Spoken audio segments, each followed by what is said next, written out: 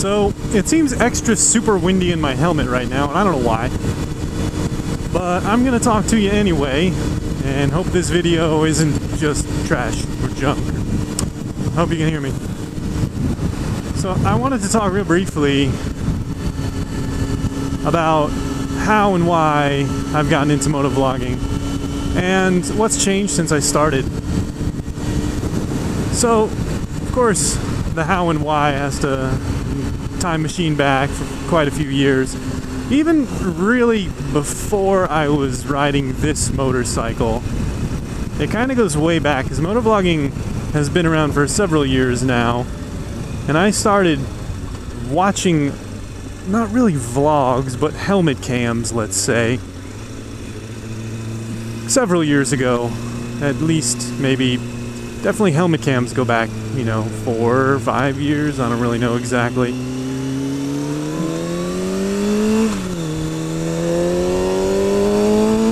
So, it goes back several years, and I was definitely, of course, watching videos, particularly on YouTube. I was a huge fan of YouTube for quite a while, since YouTube started. Ever since it was a thing, and I first watched it, I guess I didn't get into it right when it started, but ever since I first started watching videos on YouTube, shortly after it started, I should look up exactly when it came into existence, because I want to say it's later than you thought it was, like 2004 or something. Anyway, I started watching it in 2005. Maybe it was like 2001 and I'm way off. Anyway, point is, I started watching when it was starting to get really big and there were a lot of big videos coming out. Some of those old school viral videos, what really made viral videos famous, what put that term on the map.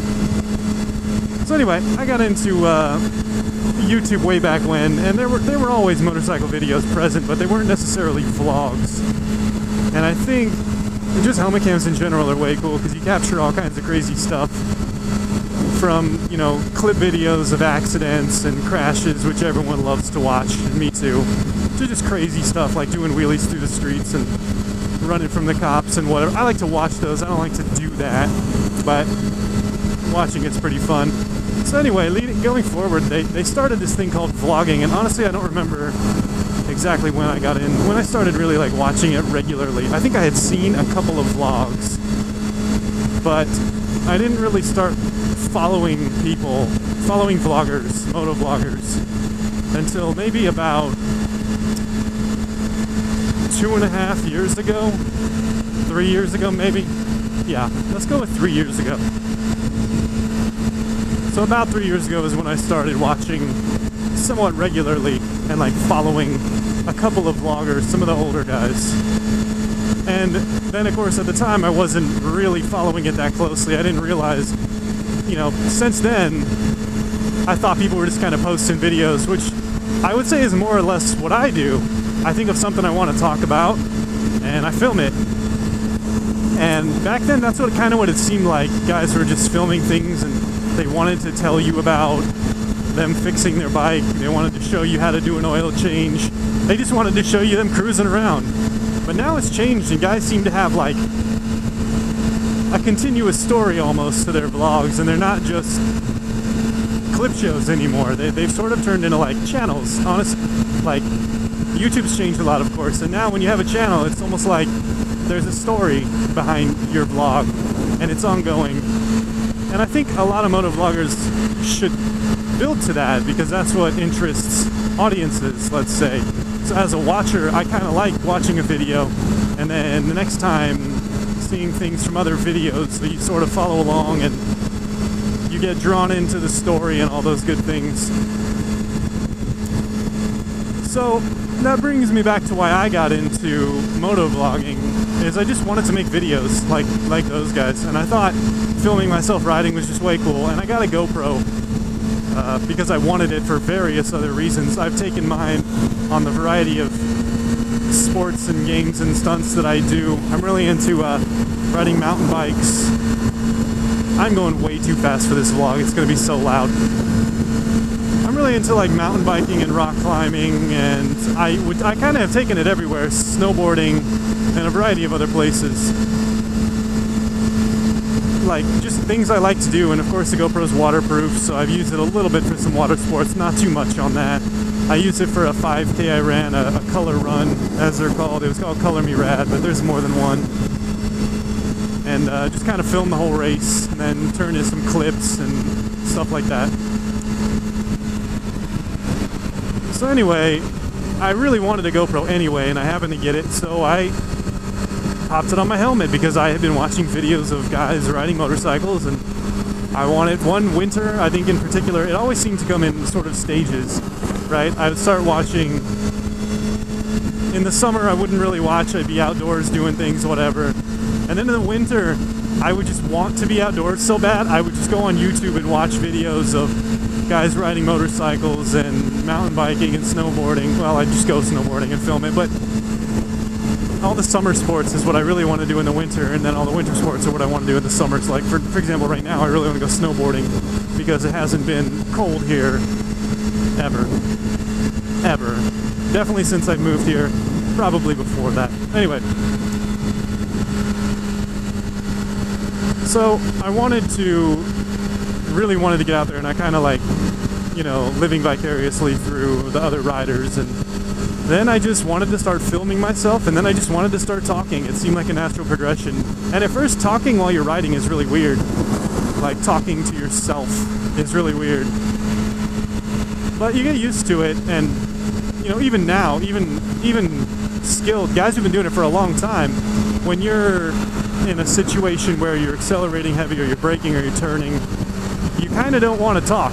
Your focus is taken too much to talk, so that's kind of how I judge the quality of rider sometimes, is if they can, weave through traffic and accelerate while talking and brake while talking and turn while talking and all that stuff. I suck at it. I can't do it at all.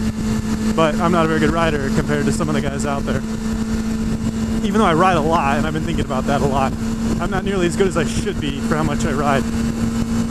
Maybe I don't push myself hard. Anyway, that's a different topic. That's a different vlog.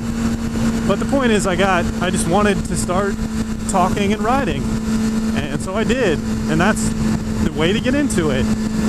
And but now I'm starting to realize you've got to have some continuity. I think that is what interests me as a watcher, even though that'll lead me into the final part of what I want to talk about. What's changed? Well, my life situation has changed a lot since I was watching YouTube and then wanted to start vlogging and then actually started vlogging. My life situation has changed a lot, as you've seen from my videos moving across the country and so forth.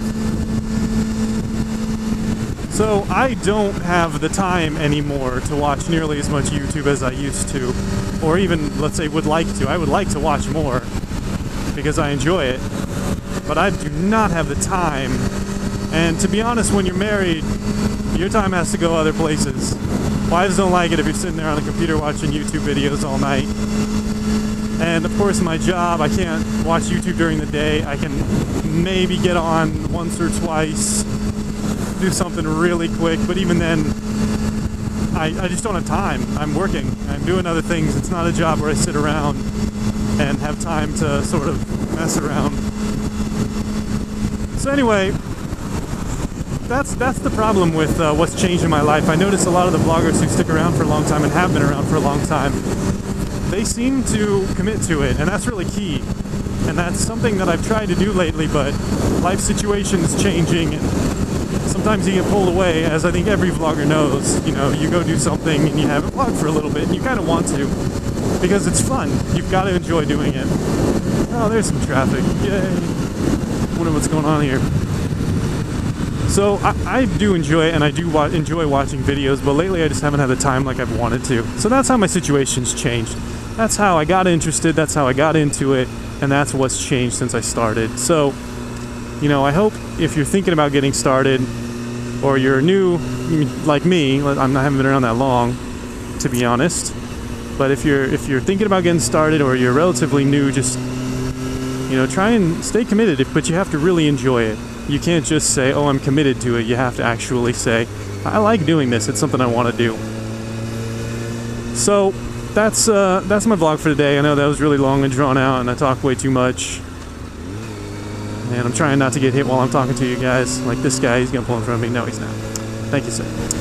So that's that. If you enjoy it, do it. And I say get into it. And that's how I got into it. I just wanted to. And I think you should do the same. So cool. Let me know how you got into it. If you're, if you've been into it for a while, if it's like an aha moment, or if you just kind of drifted into it or what. Let me know why, because I'm always interested to understand how vloggers got into vlogging. Especially moto-vloggers and moto-vlogging, because that seems to be one that's sort of a niche market. So yeah, let me know. I'm interested. And I'll catch you later.